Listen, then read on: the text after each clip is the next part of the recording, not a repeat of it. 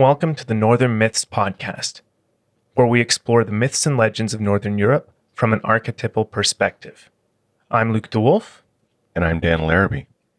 And today we've got a returning guest. We're excited to be joined again by Tuomas Rounakari, also known as Shamanviolin, and from the Finnish folk metal band Korpiklaani.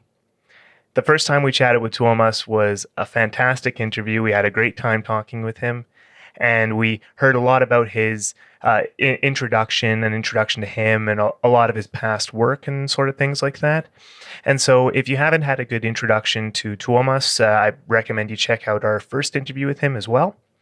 But so when we were last actually in touch with him was when Korpiklaani was on tour, and they came to our town, to Calgary, and Tuomas put on a shaman workshop, which was really interesting.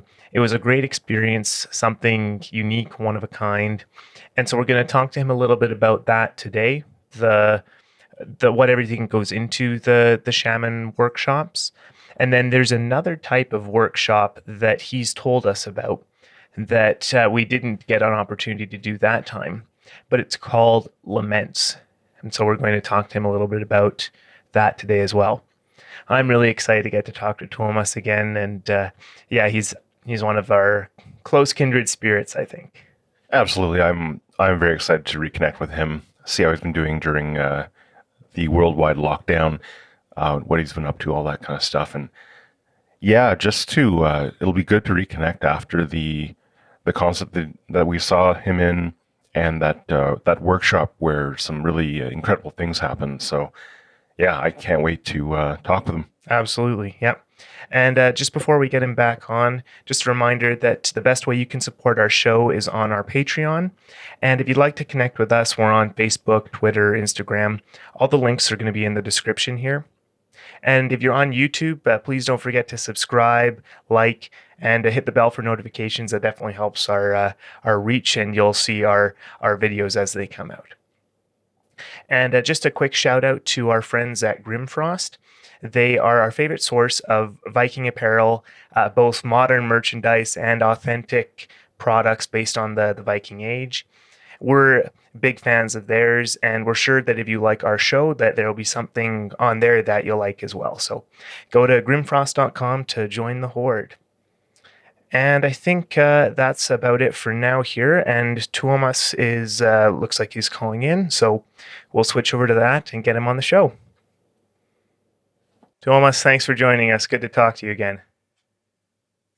Hello. Nice to be back. Yeah. How's life going? Well, I think everybody's life is going in a quite bizarre terms now in the middle of the COVID. But I can't complain. I've had a lot of time with my family. Taking a break from the constant traveling has really served me well. And it's been a quite creative time for me. And a lot of going inwards and being in the emptiness and finding new inspirations. So it's been a good time for me. Well, that's fantastic. That's the funny thing right now is that even though pretty well everyone worldwide is affected by what's going on here, having some time to be able to reflect and be creative. It's been the same way. We started up our show again. We took a break for a little while, and having the little bit of extra time, we started back up again. So. It's one of those things, good things coming out of a tough time, something like that. I like that. And for my region, the impact has been minimal. We've had maybe only 7 cases so far throughout the whole time. So this is like the least impacted area of Finland, which as a country is among the least impacted. I guess I'm quite lucky in many ways.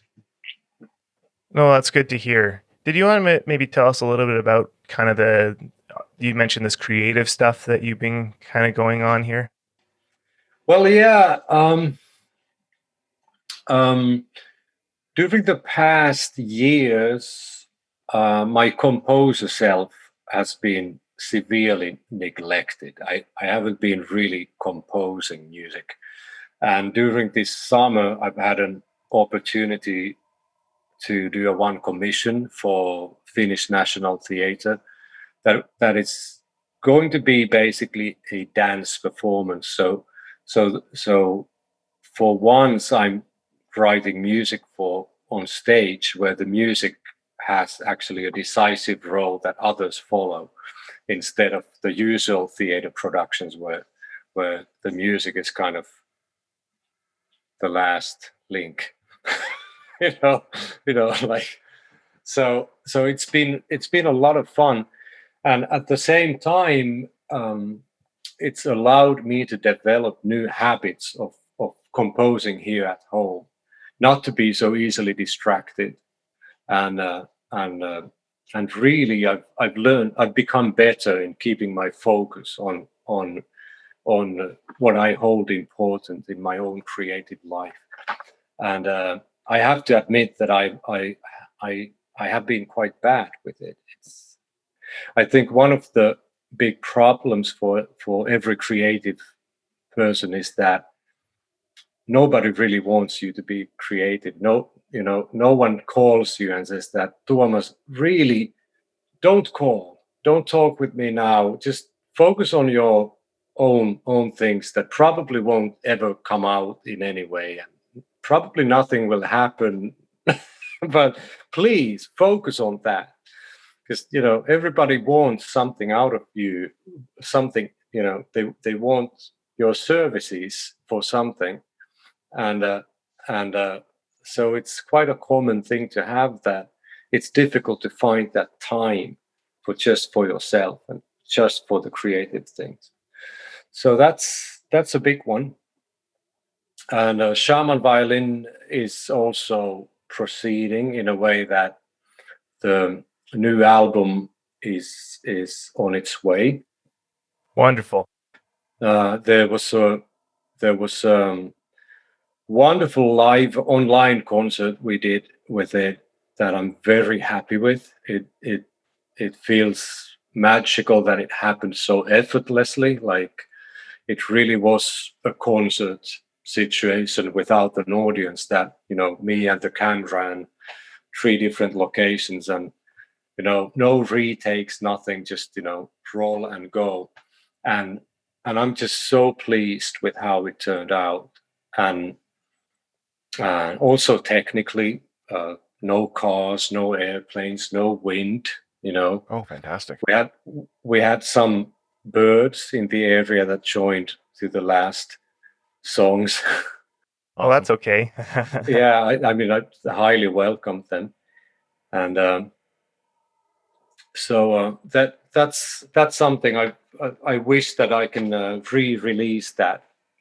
It was part of the Kaustinen Folk Music Festival, so they had a limited time period for it. So it's not online anymore, but we are under negotiations to re-release it permanently, so that it just turned out too good to be only a one-time event. Yes. No, I was going to say, yeah, that'd be great if you get to release it permanently. Yeah. And So it maybe a it quick looks like a lot of things is going to happen in next year, 2021. Like some albums that I've been featured will be coming out. Korpiklaani's new album is coming on February. I trust that the new solo album will come also in next year, and a couple of features will also be released next year. So maybe there's 4 or 5 albums that's going to be released next year where I'm on. So wow, That's incredible. good times. Yeah. yeah, if everyone's holding up all of this stuff during the lockdown and everything, and then it all gets released afterwards, it'll feel like so much is going to be coming out. I know that's the case for movies, TV shows. A lot of that's on hold, and music too, I guess. Yeah. Oh, wonderful. Sounds like you're it's going to be busy, but you're keeping yourself busy in a different way. Exactly. It's In a good. more healthier way, more integrated, more centered. Sure. Excellent. And I just had a quick question about kind of the live concert, because we were speaking with someone else just recently, another musician from Russia. They do live concerts and things like that. They're called Otava Yo. I don't know if you know them. No. That's okay, but he was talking about how not having an audience was actually really tough, and Yeah. not having an audience on the YouTube was a little bit difficult at first. They got used to it, but how did you feel that not having an audience versus having an audience? Well, it's like a whole different concept to be playing without the audience, because the interaction with the audience is what the concert is all about. And we are going to do with Korpiklaani, we are going to do a live stream in 2 weeks. And at first I was against the whole thing, because if there's a one band in a metal scene that is really about the audience, really about the community, really about, the interaction, it's got to be us. So for me, that was like I don't want to do it. Like I don't want to be playing vodka together with these guys who have played it for 1,000 times, and and look bored. I don't want to do that, because we wouldn't, by nature, we wouldn't gather at the any session room to play that song. We played for the people, we played for the energy, for the all of that. That's the whole point of doing it. But I don't know, it also seems that people do need music. People need that feel that things are still alive, things are still happening. So so I've turned my mind around it. I think it's a good thing that we keep delivering at least something. Yeah, that's coming up August 29th, right?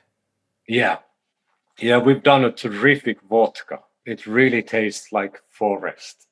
Oh, awesome. It's I was surprised. I'm genuinely surprised how great it came out. Oh, that's great to hear. Tasting like the forest, that's got to have been a bit of a trick. So you obviously partnered with this brewery for that, something like that, distillery? Yeah. It has, like, gosh, how do you call those? Like, it has some pine needles in it. Oh, neat. As a flavoring. And in Finland, there's a traditional way of making vodka with the spruce. How do you call those? Annual growth of Like the green spruce. tips. Yeah, the green tips. Yeah. And I've never been a big fan of that stuff, and I was skeptical about this vodka, but they came out with something really unique. So. And So, I saw something yeah. about that it was going to ship worldwide, but is that the case? Something like that? I know I sure hope so. That's the whole point, because we did the beer first, and that was problematic to sell outside of Finland. So then the brewery was thinking that, hey, vodka would be so much easier. So I think that at least the plan is that it will be available globally. Fingers crossed. Sure hope so. Yeah. I mean, good reason to visit. Not that any of us need a reason to, but add it to the list of good reasons to visit Finland. We actually, Sarah and I had to cancel our trip to Finland. We were gonna visit in May, but obviously, right. So we're hoping for next year. Yeah. Too bad. Yeah. Mm. Well, that's wonderful. That's good to hear some exciting things on the go coming up, even with the lockdown, though. Yeah. And well, we are famous in Finland about drinking alone at home. So I don't know if I want to advertise that, but At least our vodka gives you a genuine opportunity for it. Oh, funny. I think Canadians do pretty well in that too. We like our alcohol as well. Yeah. Not too different climate either, Yeah, it's probably something like that. I guess it explains some of it. Well, maybe switching gears for a moment here. Then, the when we actually got to when you visited our town, Calgary, the workshop that you put on and that we got to attend, that was quite the time. And I was hoping maybe we could just talk a little bit about those workshops in general and kind of why you put them on and what you're trying to kind of achieve with them. Oh gosh, all of those workshops have been very different because I don't really have an agenda in myself. So I've been kind of like just wanting to be open for that idea that if people who are interested about shamanism or paganism get together in a one location and then we'll just see what are the needs of people, what are the questions, and talk about them, and not even me lecturing about it, but kind of openly talk about them and look at things from a different perspective. And so that was the original idea, and I think it actually started out as a joke because on a 70,000 tons of metal cruise, they asked me and Sami to do a folk clinic. And we talked a little bit about it, and it was like, well, folk clinic, maybe not, but I could do a pagan clinic, and it just sounded awesome. And I gave that as an idea, and they loved it. And the first pagan clinic was kind of funny, but the second one was really, really amazing, and it was life changing for some people, and that also opened something in me, like because it really changed the whole cruise. Too bad it was on the last day because I would have loved it to be in the first day. Because what happened after the clinic was that the people who attended it came to talk to me about so interesting things and share about things about their ancestors and their ancestral relations, and so I got to witness these people in a whole another level, and it really changed me. It put me in. It gave me a new perspective on traveling, like putting all of these hours to travel. There's not that much time for going to excursions or to see a lot of people or witness the places and learn a lot about the cultures that we are while on tour. But I can learn from the people. I can genuinely meet people in a deeper way when we connect through common interests. So that's the number one reason why I started doing those things. And I think the Calgary one was very exceptional because a lot of people who attended that one were quite. There were a lot of people who had practiced shamanism, and it really showed up. It showed up in many ways, and it felt really powerful that time. I would definitely agree with that. I know I got a lot of my shaman friends to come out, and yeah, it was, for myself, it was remarkable. Some of the people that went and the lessons that they shared, it definitely like life changing. One of those moments where you connect with people on a very deep human level. It was quite something. Yeah. And that's something you can't sell. if I'd come up with a life-changing pagan clinic, I would be full of shit.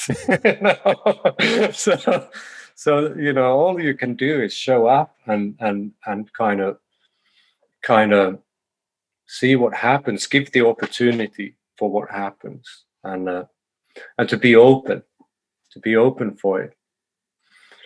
Well, that's what makes it unique to me, in the sense that there's no specific teaching or anything in particular that you're coming in with, which is in big contrast with most other religious experiences, for lack of a better word. It was really self-directed and group-directed, and it really seemed like you were bringing in just kind of the method. Does that make sense? Yeah, makes a lot of sense. And that's something for me also. It's of course it's a pleasure to share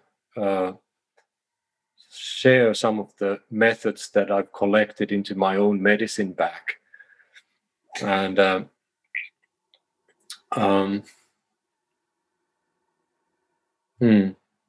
yeah, I don't know what to say, actually. Well, and I know for me, the funny thing is, I think you said this before, was it's really something you have to experience. And so unfortunately, we can't just say that here's what it's like, here's what you would get out of something like this. It's really something that you have to experience. But I think it's something to maybe connect for other folks who might not quite get this opportunity unless you start coming around again on the tours. So fingers crossed for that. But but I think the whole idea that maybe I wanted to touch on was the importance of connecting in a shamanistic way, of thinking in that mindset. Can you maybe even talk a little bit about just the very basics of what it's about?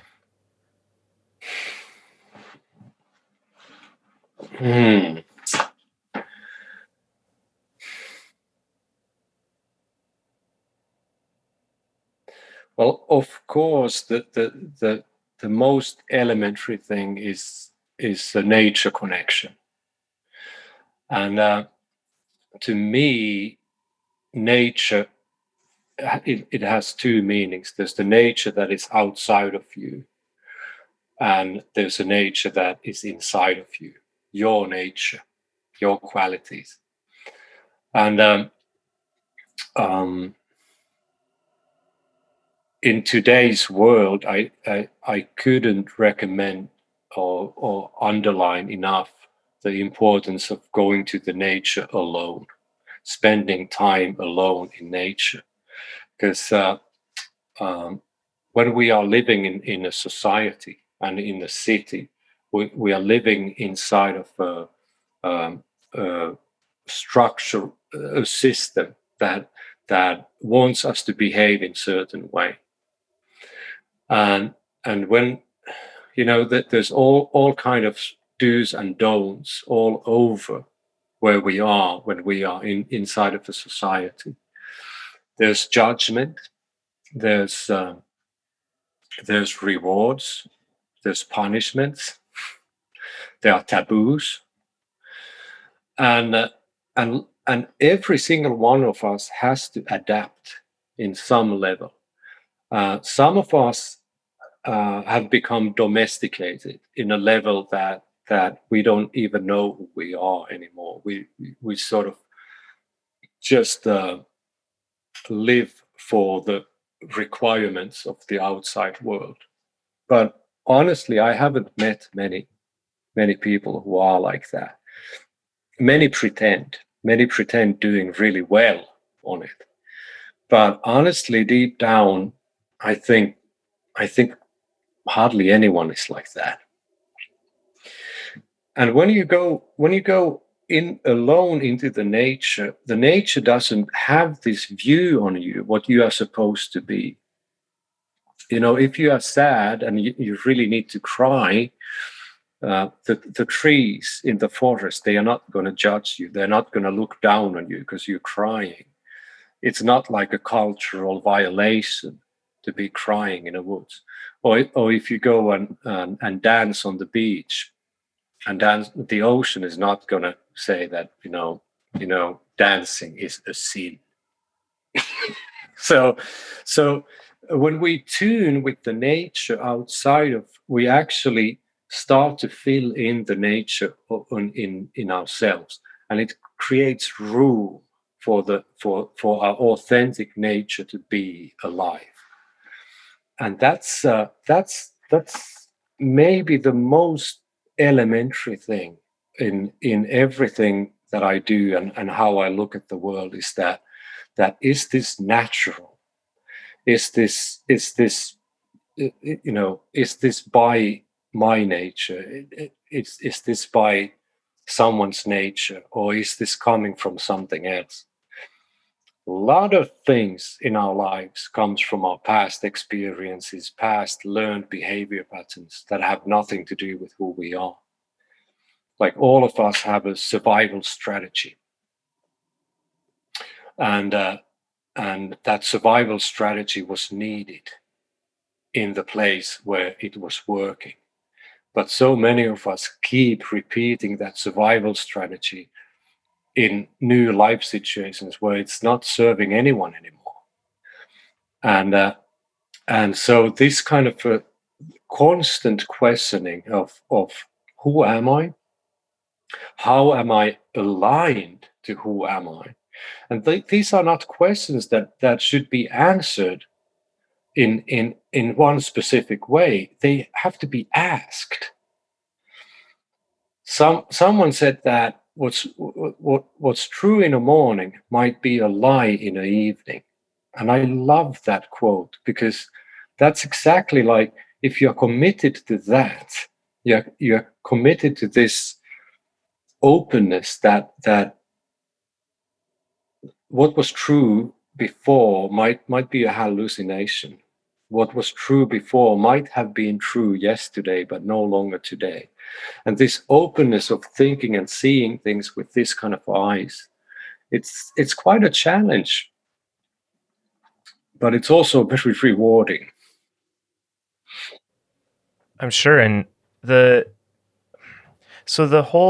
way of thinking then is the foundation of this shamanic practice then, is that right? Well, the world of shamanism is a big world. There's not a one way of doing things or one way of seeing, but this nature connection is something where it originates. Like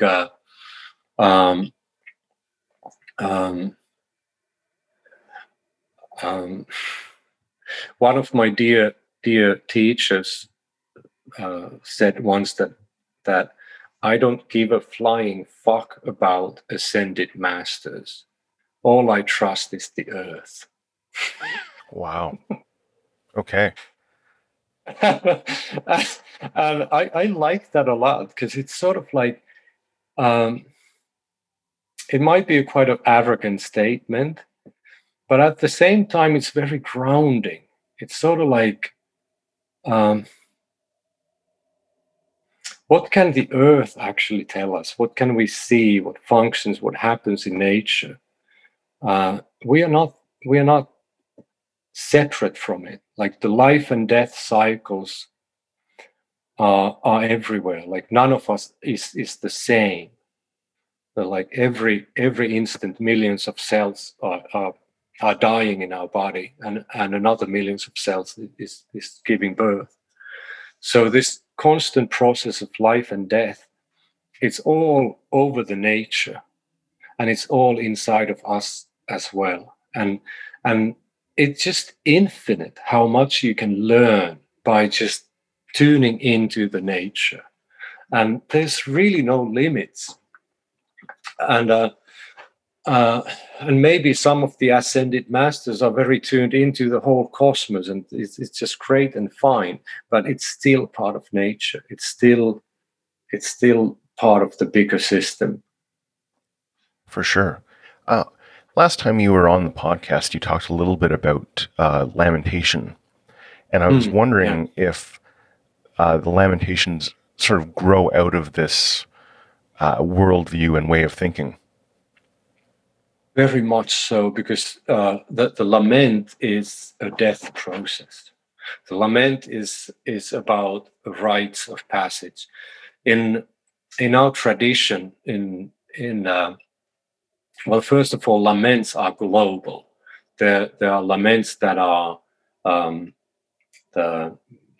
maybe one of the earliest examples of laments can be found in the Egyptian hieroglyphs.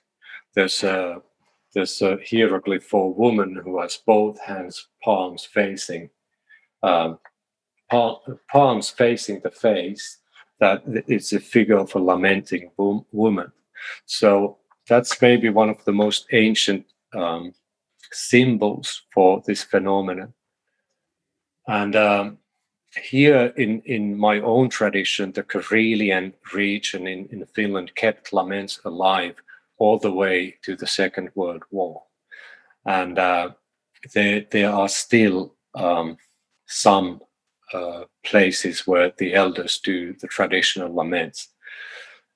But unfortunately, the line of the overall tradition, that line of learning this task through oral tradition has ceased to exist. And maybe the most valuable thing I've accomplished in my life was that 20 years ago I started as a young kid, really. I started working with Pirkko Fiilman, who is exactly 40 years older than I am. And we started developing a method how people could relearn the lament, the traditional Karelian lament. But back to the actual question of life and death and lament, is that laments were poetry for the rites of passage. So when there was a funeral, there had to be laments. When there was a wedding, there had to be laments.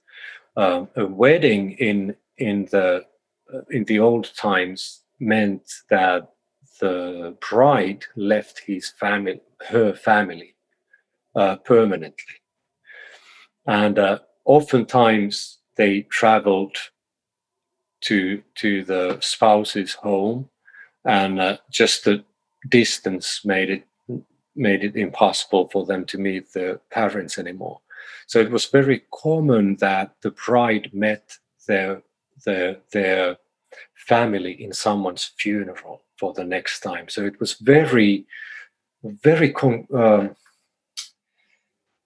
hands-on separation. It was a death of a family as the family has been known. And the laments happened in the home of the bride, naturally. So when they entered the spouse's home, there wasn't that many laments anymore. So it belonged to the bride and the preparation of the bride into her new life.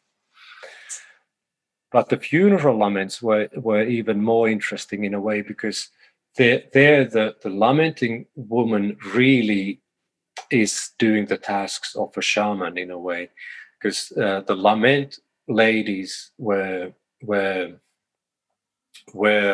responsible of carrying the soul of the deceased to the other world.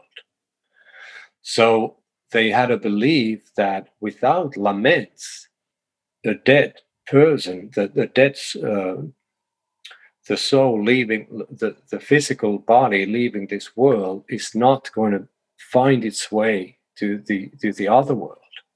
So it was crucially important that these people were lamented. And also there was a belief that they don't hear speech, but they hear laments. So the lamenting ladies were actually intermediating with the two worlds, or even with the three worlds, to be more correct. And there's also a beautiful idea that when a funeral happened, all the relatives who are alive gathered in one place to celebrate the funeral or to participate in a funeral. But also in the other side, all the past relatives, the ancestors, and everyone that you can remember, and those ancestors that you can't no longer remember, they also gathered physically in the same place. So the veil between the worlds became thin because there was population here on Earth and population on the other world gathering around. And the lament ladies, they often asked advices. They really communicated with ancestors that were far in history. Please take care of this newcomer into your world, and things like this. But also they might have asked some very generic advices, like you and you over there who had this life experience then, we are seeing it now here. I ask for your advice and guidance, things like this. And one of the most interesting things connecting the shamanic side and laments is that studying the lament texts, it actually shows an entirely different idea of the underworld and the other world than what we commonly know from other legends and myths. And I see question coming up from So many. First of all, just a really simple one. So where is this stuff all found? It's collected somewhere in some texts? Yeah. I mean, we are very fortunate here in Finland that we have the world's largest archive of folk poetry. And there are hundreds, if not thousands, of laments that are in those books. And also we have recordings of these laments. We have many hours of recordings, which is highly unusual. For example, the Irish that have a strong keening tradition that lasted all the way until 1950s. In their archives, they have one sound clip left of those keens, and they have some texts, but nothing to compare our archives. Yeah. So first of all, that's great that there is so much source material. Yeah. And so the extension would be that it's actually possible to reconstruct and recreate this tradition. Is that where you're getting at? It is. It really is. And also the big thing that is not there on the books is that when the folklorists were collecting these texts, they were very interested about the rituals and about the old people. So the corpus of texts that we have, it's also a little bit colored by this method. So we have a lot of laments that are related to rituals and rites of passage, but not that many that are related to the personal lives of people for their everyday lives. We have enough of them to know that it was a significant part of people's lives and significant part of their survival strategy in everyday life. And they use laments for coping with traumas, coping with difficult life situations. And also, it wasn't only about grief.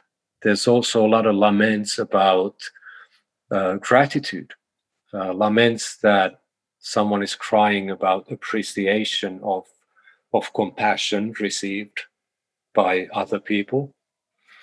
There's also quite, in Finland, this is quite well known, this kind of a lähtöitkut word, people don't necessarily understand anymore how true it is. But laughter, it could mean a cry upon leaving.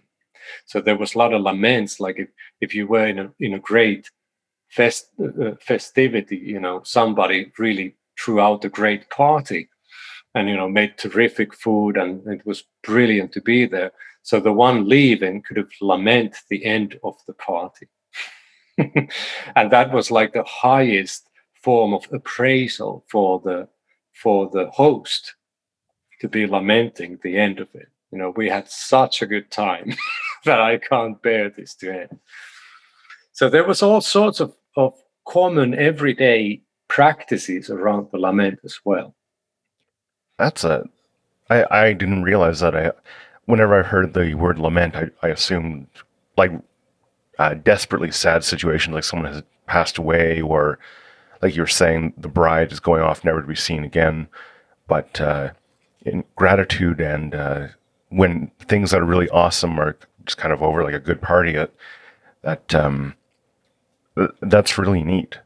And Yeah. I was wondering, what is the power that like that a lament has? Earlier you were saying, we have survival systems, and when we do them because they work. Well, what is it about laments that sort of works? Like, what is it that, I guess, what need in humans does it address? Oh gosh, I think, you know, like emotions in the first place are essential for a human life. Um, I wouldn't vote for the Star Trek kind of a future where where humans have learned to be stoic. Uh, I think emotions themselves are most valuable, and and also emotions point to the authentic self. If you look at children, for example, they don't fake that much. We learn to fake when we grow up, and and it's so surprising how kids can be totally cool with something like saying, "I don't like that person." You know, like they're totally cool with it. Like it's their intuition is saying that I don't like to play with that one. You know, our chemistry is not working. You know, and you know they don't fake. They just say, I don't like that person, and so often we tend to diminish that kind of, you know, you're not supposed to say that. You know, but it's, you know, why? That's their pure intuitive knowledge that, you know, I'd better play with someone else. So is it so difficult? Is it so dangerous that we as people would listen to that basic intuitions and emotions more? But I think one of the big problems we have in our society today is that we have so much suppressed emotion. We have so much grief and sadness that never got out of our systems. And it keeps repeating. It creates patterns and affects the subconscious mind in an unhealthy way. And it um, and even in a modern psychiatric, well, today it's actually a lot better, and I definitely don't want to underestimate the works of the psychiatric realm. But oftentimes we tend to fix things in our heads, fix in the thinking. Everyone has had a fight or conflict situation that didn't resolve, and there comes a point when you say to yourself, I'm going to forgive this. You know, it doesn't serve me to hold this against that person anymore. That it's a good idea to forgive. And then your mind goes like, yeah, I can see the benefits of forgiving. So yeah, now I decide I'll forgive.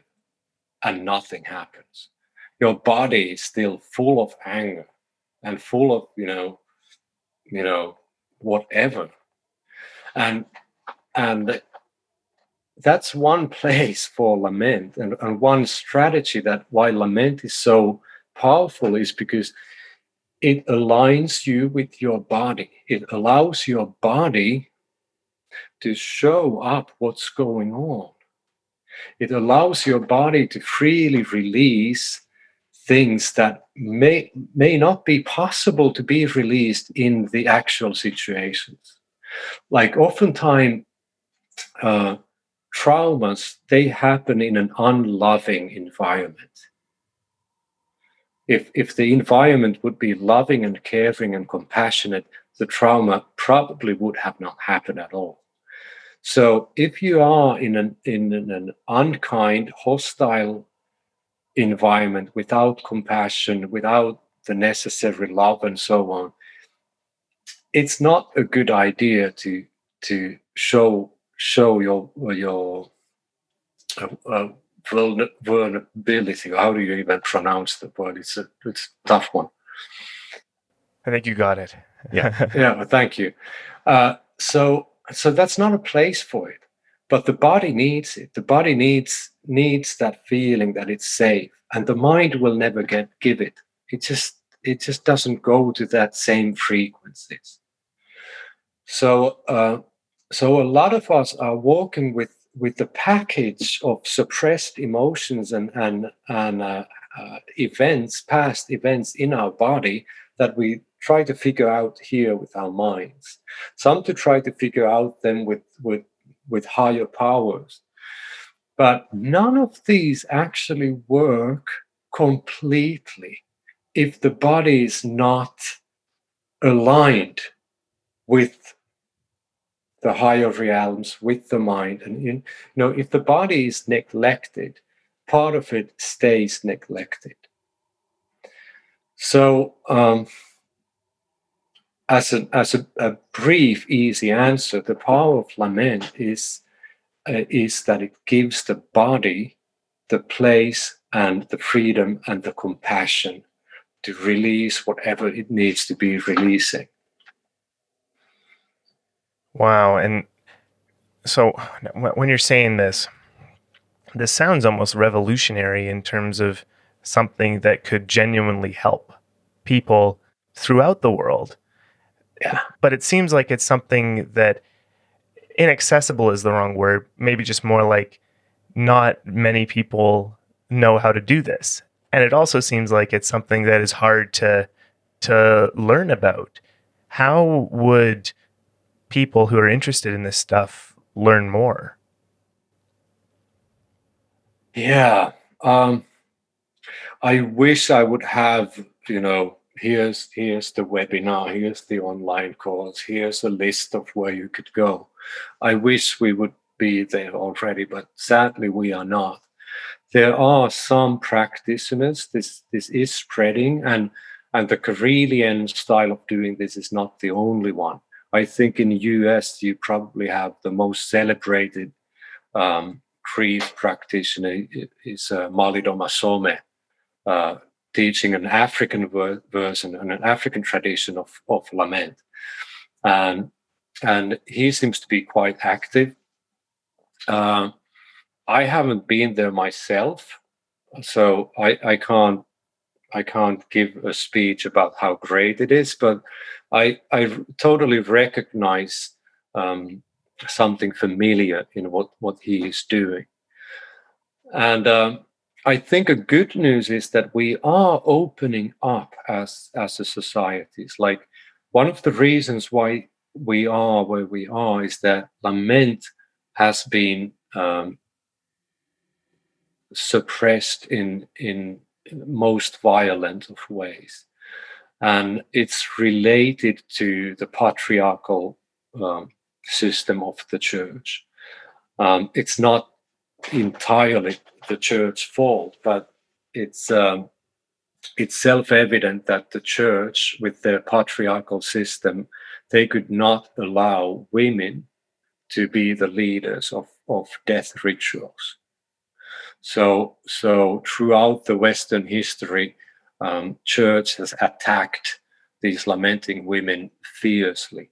There are records in Ireland about Catholic priests whipping the women who came to the graves to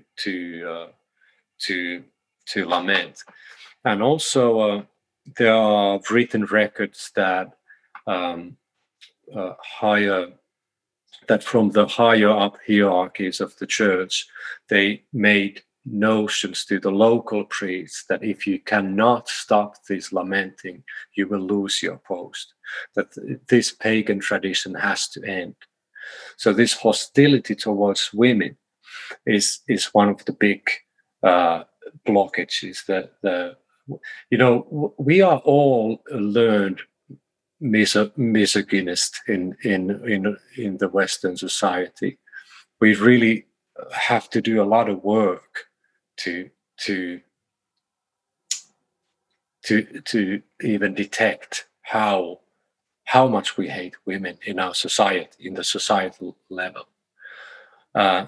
So much violence is allowed in society towards women that's never allowed for men, and especially if you are from an indigenous community or something else, So these things are very deep in our society, and that's one of the reasons why the lament is so suppressed still today. But thank goodness, psychiatric practices are evolving, and we have more and more branches of psychiatric that deal emotion in a whole different way. Just as an example, 20 years ago, it was common in Finland that someone went to see a doctor so that they could medicate themselves to be ready to go to the funeral, so that that they can medicate themselves not to cry during the funeral. This was common in 20 years ago. It still happens, but it happens significantly less. And there was a time when this was almost non-existing. Now I hear the news that it's creeping back a little bit for some reason. Maybe we are just living in a little bit more hostile and times in the Western societies. But anyways, there's a lot of hope for us becoming more humane.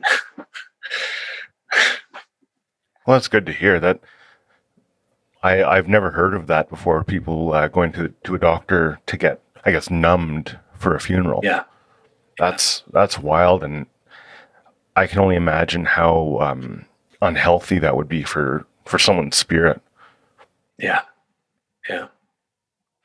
And also, I think it's time that we start to talk more openly about small personal rights that happen. How do we respect death? How do we behave? What are the small things that we do in a lot of hospitals? I've heard that the nurses lit up a candle when someone dies, and they open a window. And this is at least in Karelia, this was a very old tradition, and I hear that it's still being done in Finnish hospitals largely, and nobody talks about it. Nobody, it's just something that the nurses do out of the respect for the death. But this sort of communication with the dead ones, it shouldn't be suppressed. It should be more openly sort of become part of our daily understanding of life. Yeah, that's a big one, and I mean, I know that's something that would be hard to integrate with the way society is currently structured.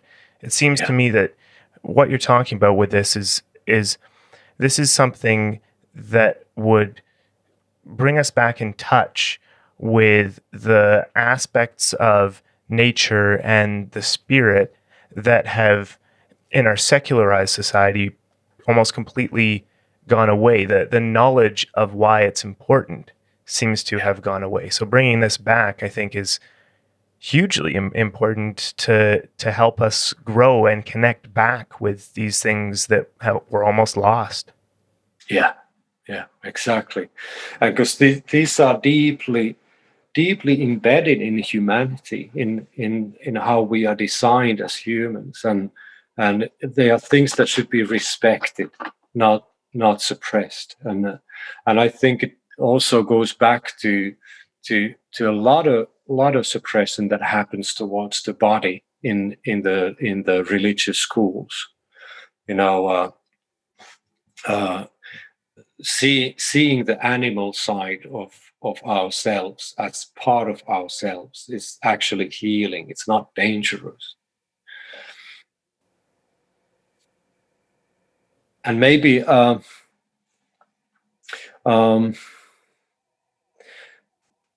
our listeners,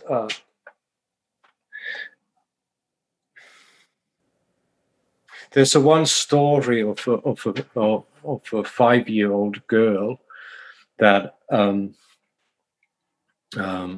she lived in a same neighborhood that I was when I was growing up, and I met her on a train 40 years later or something like that, 30 years later, who knows. And we talked about laments, and then she told me that when she was 5 years old, the neighbor family went abroad, and a car accident happened, and the entire family died in that car accident. So when she, as the 5-year-old, learned about this, that the family next door is not going to come back anymore, she went into a rocking chair, started rocking her body, and started singing, and singing with words about what had happened, and with the words came cry. So she did a lament. Now, how did she know? How did she knew how it was done? And that's one of the big things in lament, that it's innate, it's inbuilt in our system. We know how to do it. It's a hard thing to say that, in order to do a lament, you need to do poetry, and then you need to sing that poetry, and then you do it while you are crying. This sounds awfully complicated, but we all know how to do it. We all cry, and also we tend to speak poetry far more often than we realize. Like all the metaphoric ways of expressing ourselves, they are poetry. A lot of the images that we speak of or express ourselves in through images, it's always poetry. So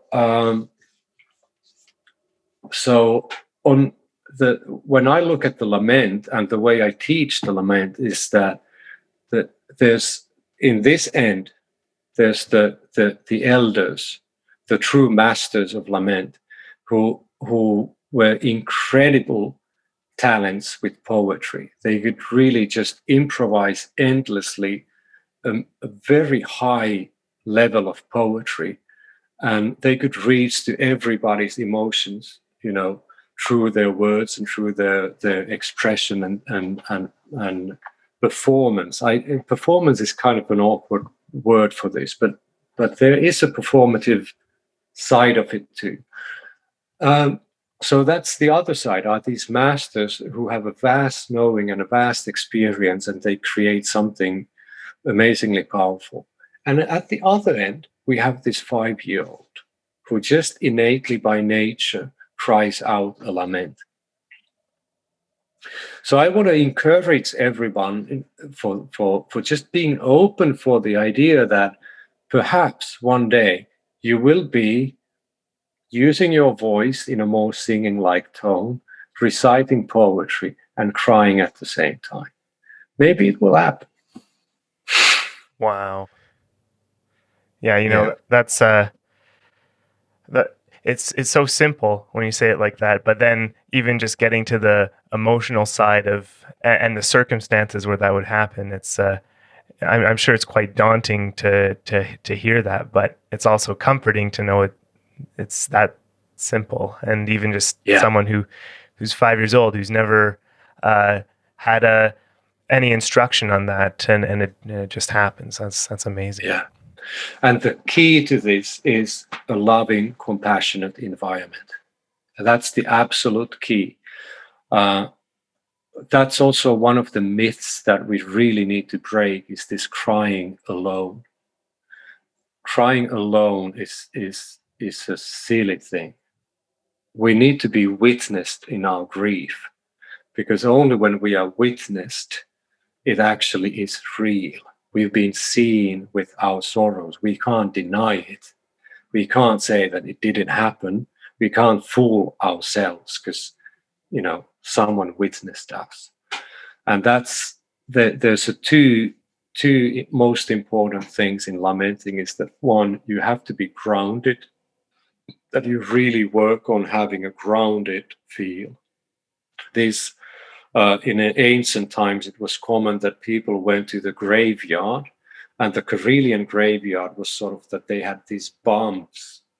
The bodies were not deep in the ground. They were sort of like, there was a small hut sometimes even on top of it. So these grave mounds that people had on the graveyard, they would, hug that ground and lament there. How much more grounded can you be than hugging your ancestors' bones? Wow. And so today, whatever gets you grounded is where you start. That for me, that's most easiest and fastest way to be grounded is that I put my feet on the ground, and I really pay attention to how my insoles feel. Like how does it feel, the bottoms of my feet on the ground, and then I breathe up from the ground, from my legs, and cycle that breath and release it back to the ground. So this kind of breathing exercise is, for me, it's one of the fastest way to be grounded. If walking barefoot helps, like just going out and walk barefooted before, as a preparation of your lament, that's helpful. So that's number one, to remember to stay grounded, because that's where your body is. Your body isn't there. Your body isn't hanging out on the treetops, with the spirits. Your body is here on the ground. So you want to be grounded to the earth while you do this, so that the body has what it needs. And the second is to have the witness. And if you don't have another person that you can trust, or if you are unsecure, you can have a symbol of the witness. You can have your drum, for example. You can take your shaman drum and as your witness, or you can light a candle and you can consciously say that, this grandfather, this candle light resembles, whoever you want to call in as a witness, and then that's your witness. So that's a one way of sort of working alone with this. But nothing really beats to be witnessed by a group of people. And that's the most beautiful things in the lament workshops, is that when you've done the lament and you watch everybody in a circle who are there with you, you've touched everyone, and they relate to what you have sung in their own unique way. And it's so disarming to hear someone cry with words, that you really get deep down to the pain of that person, that it's so disarming. Like you can't, at that point, no one can look you with judgment. And to be seen by a group of people that relate differently but still deeply to your lament, it really changes lives. It's something so powerful that you just simply cannot go back to who you were before. Wow. Yeah, I know you look. I'm definitely feeling that kind of that connection right now. Just talking about it and imagining doing these things. There's a deeply human and humane thing about that. So, no, it's. And I say this very purposely. It sounds very magical in the deepest sense of the word. It really is. Thank you for telling us about this. I know we're a little over time for you. Don't want to make you late for what you have next. But thank you for telling us about this. For telling us about this tradition that seems like it would be such a huge thing if it were more well known and more widespread. And even though it's something that I'm sure most listening to this have never experienced, maybe it's something that can help in the future and get them in that track. So thank you. I'm working on it. Yeah. Good. Well, I'm excited to hear about everything you have, everything else you have coming up, and all your great work. I hope that this time, until it becomes normal again, whatever normal even means anymore, I hope that the creativity continues and everything that you're working on, you got coming up next year, actually comes up. Yeah, and who knows? Maybe the new normal where we will end up after this. Maybe that will be more open for laments. Maybe that will be more open for shared moments of grief. So we can definitely tune into that idea and hope for better days to come. Absolutely. That's a great way to put it, and maybe a great way to end. So thank you again. Yeah. We'll direct everyone. Thank you. Yeah, we'll direct everyone to all your usual, your social media and everything. And you've got this live stream coming out August 29th, which I'm sure virtually everyone listening to this, they'll be excited to tune in for, I hope. So looking forward to that. And I'll just thank you again, Tuomas. Yeah, this was great. Thank you. Truly amazing. It was a pleasure. Well, Dan, that was great. Great to talk to Tuomas, and really all that talk about laments, that was something else, huh? That was incredibly powerful. I've got goosebumps and can feel chills up my spine. That was an incredible, and just an hour, but wow, that I still have, I guess I've got that brain fog of having like a really good discussion, and that feeling you get after you've made a really good connection. Yeah, I've definitely got that. Hearing everything that Tuomas had to say about these laments, I think we both knew a little bit, like he's talked to us a little bit about this stuff, but it's just so cool. First of all, some of these things, like the fact that there is this evidence, this record of this lament tradition, first of all, that's so valuable, right? The fact that there's recordings and poetry and things like that, but it's still crazy to hear, right? Like, even someone with no knowledge, the story of his 5-year-old in his neighborhood, like that's just something else, and really shows that it's something accessible to everyone, innate, as he put it, I think. Yeah, innate. I think innate is the right word. It's really something instinctual. And I think that's why it seems to work so well, is that it's sort of the natural way that we would deal with trauma. It makes me think of like prey animals, for example, like rabbits.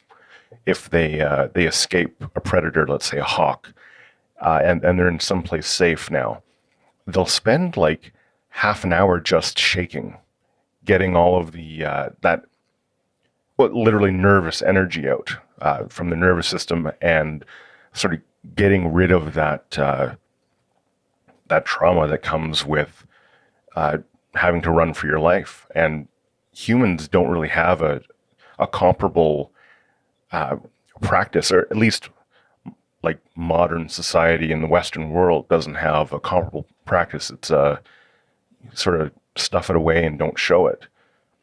And so it sounds like these laments are an actual like great way to physiologically deal with the stress and trauma of a loss, and a way to really align sort of what you're feeling with your body, and to work through the pain and the loss. Like it's a very natural, normal thing for us to be doing.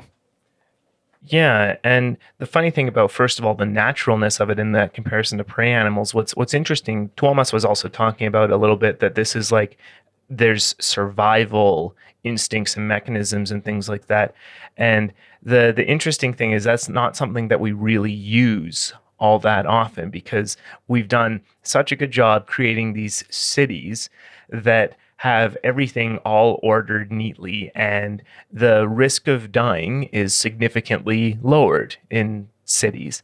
And so this survival mechanism, I think there's some kind of circuitry in the brain that's still going with that, but we don't know how to process it. We don't get a chance to use it. And, he also brought up psychiatry, modern medicine, and things like that maybe is going in some kind of direction that's helping process emotions and things. And maybe having that modern manifestation is good and useful to have that in a more widespread setting. But honestly, I think hearing about the traditional way of doing things that would have been passed down generation through generation, even up to under 100 years ago, having some of that stuff come back in a small way, I think that's invaluable. And so what Tuomas is doing there, I think, is amazing. I think so too. I think it's a real value to society and being human. Like I can't really say enough good things about what he's doing, because, and I know hopefully if you've been listening to this, you're feeling it too, but I know we're feeling changed in a very good way by this. It was, this whole thing is just very powerful. Powerful, definitely. Great conversation. And what's funny is that there was a lot of parallels between this episode, this interview, and last week's. We were just talking with Alexei Belkin of Otavayo, and in that conversation, a couple of things stuck out to me. First of all, he echoed some of the same things about being stuck in what he called the mega palaces, the cities, and getting into nature and that connection to nature. And when Tuomas was talking about that, I was just like, yeah, that's the same thing. It's the exact same thing.